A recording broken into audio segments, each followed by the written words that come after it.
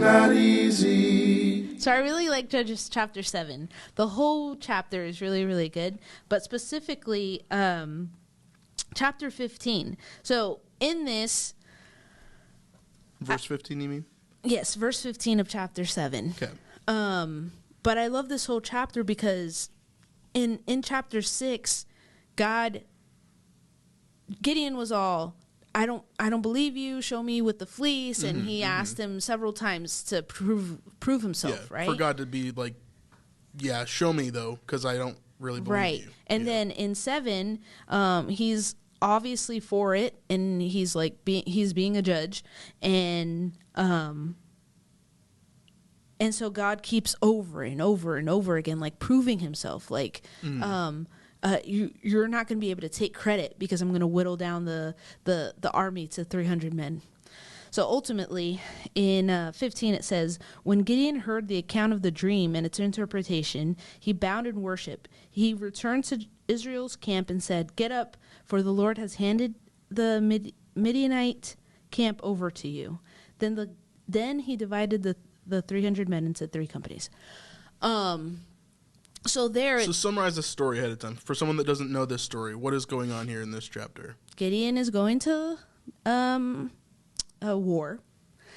He starts out with like 30-something thousand men.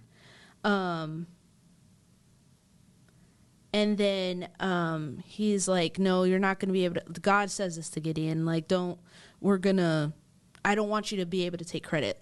So he's like, send people away. He says, whoever is fearful and trembling, tell them they can leave. Yeah. So so it goes down to 10,000.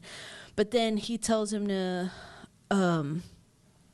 that's still too much. So he makes them, like, he goes to a stream and he's like, we're gonna take out even more people. So whoever drinks like from their palm, or whoever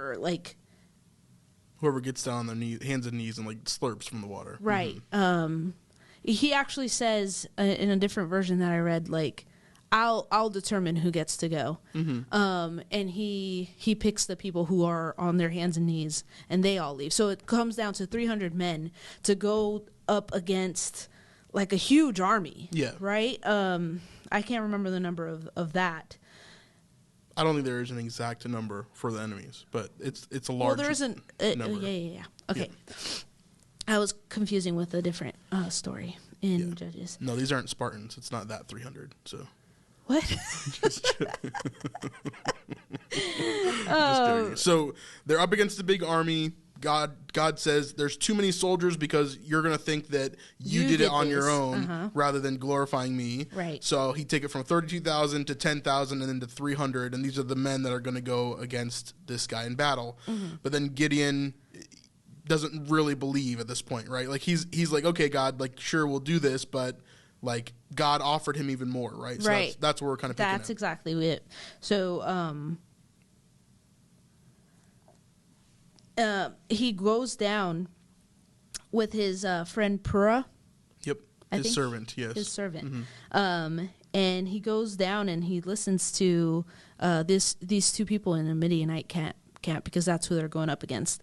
And it said that, like, oh, this is nothing but the hand of Gideon. So they saw a dream, and they interpreted it to mean that it was Gideon. Right. And so Gideon heard this, and he's like, he bowed down in worship. And that's why I picked this, is because it took that much proof for Gideon to,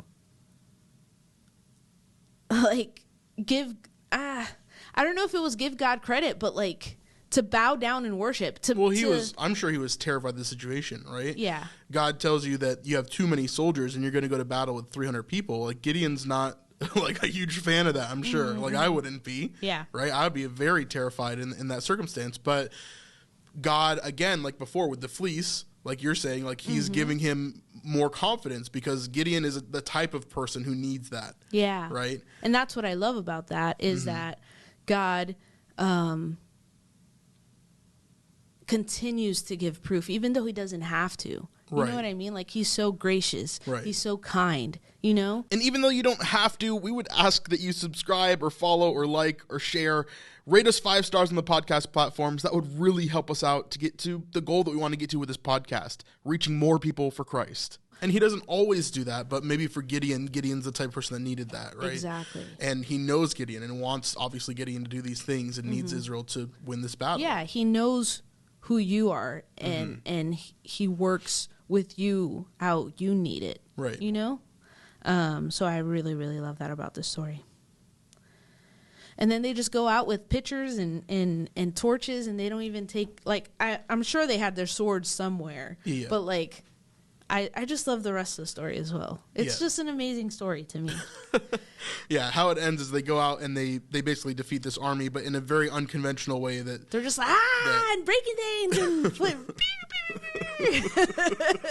and they're so loud. blowing trumpets and breaking pots, and basically the army turns on itself and they end up killing each other. But and running away. Yeah, and running away. But really, really interesting. But like, I feel like when we read this in small group, right, like I talked about this, how I feel very similar to Gideon in many ways, where not that I don't believe in God, I feel like I do have a very strong faith basis, where like my foundation of faith in God is very strong.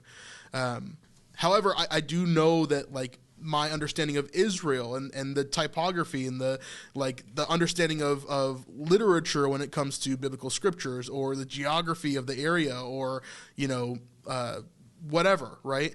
All these different evidences that God has left for us has definitely solidified my faith more than just reading the word, or just, you know, doing these different things. The word is definitely sufficient.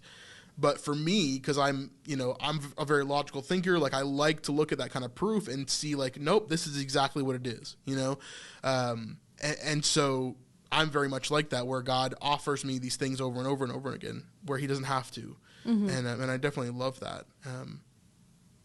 Yeah, Gideon's a really, really cool story overall. Have you felt that way in your life, where like, you know, you feel like God has given you an answer to prayer specifically for something like that, or like a proof in your life that you're like, oh, okay, or maybe just a moment, like an anchor, like we talk about, where God is just like, yep, I'm here. My biggest anchor is always when I first came to Christ. Like, it was just so evident in my life for like a good 2 years strong, where it was just like God was there. It was so evident.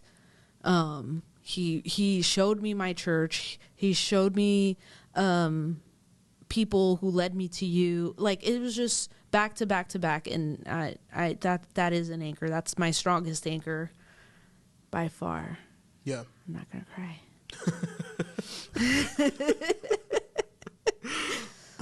Yeah, there's a lot that we have throughout our lives, right? One that I think that's not mine, but someone else, I think it's just hilarious, is Andrew, one of our good friends from back in Florida. You know, he's a younger guy, and when he was like finishing youth, basically we were youth leaders and helping out in that and stuff. And in his senior year, he was really, really struggling with, you know, God and the understanding of God. And again, he's a lot like me, right? Where he's a very logical thinker. He's a very intelligent person. And so he was really, really struggling, just like Gideon, right? Especially with the fleece, right? And, but he gets to this point where he comes to me and he's like, dude, I don't know, you know, like, I don't know if I'm into this. I don't know if I believe in this. And like, is God real, you know, essentially. And so I told him, like, here's your job. Like, your job is to ask God to show himself to you. Like, if I'm wrong, then nothing will happen, right? Like, you'll just go on your life and like whatever. But if you seek truth, I truly believe that you'll find it. And so don't be afraid of asking God to show himself to you, you know? Right. And so we go throughout the day, and at the end of the day, something really weird happens to him, you know, and he comes to all of us and he's like super excited and stuff. And he begins telling this story about how, like, on the way to the camp that we were at, he didn't have a toothbrush. Like, it wasn't in his bag. He forgot to pack it. Like, he didn't have it. So he had to go and ask the hotel staff for a toothbrush, right? And so then he had this like janky toothbrush from the hotel, right? Like one of the free toothbrushes they give you. And so he had that and he was using that, and, you know, and he could not find his toothbrush anywhere. He had emptied his bag several times. He'd been looking in all these different things and it just wasn't there. And so then that night, after he had prayed, me and him had prayed, and he prayed by himself, and he's like, God, show me something, like prove to me that you're here, He looks in his bag, and the first thing on the very top of his bag is his toothbrush, right? And it's like, this is the dumbest thing ever, right? like it's so dumb. Yeah. But it's so God, right? Yeah. like of course, when you ask God to speak to you, right? He's going to speak to you in a way that only you can understand. Right.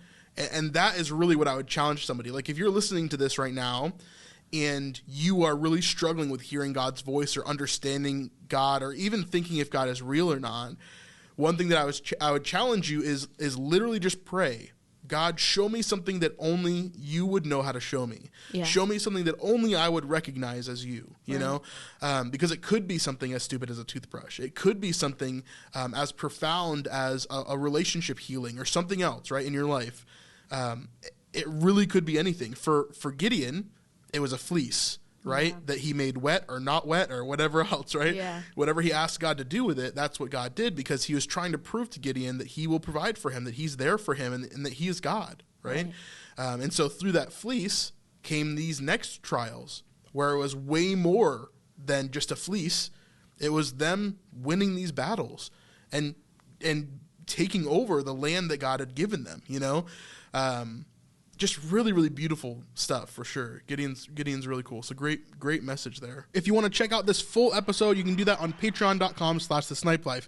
This is the best way to help us to support what we're doing here on the Better Not Easy channel. Thank you very much. Just remember that following Jesus is better not easy.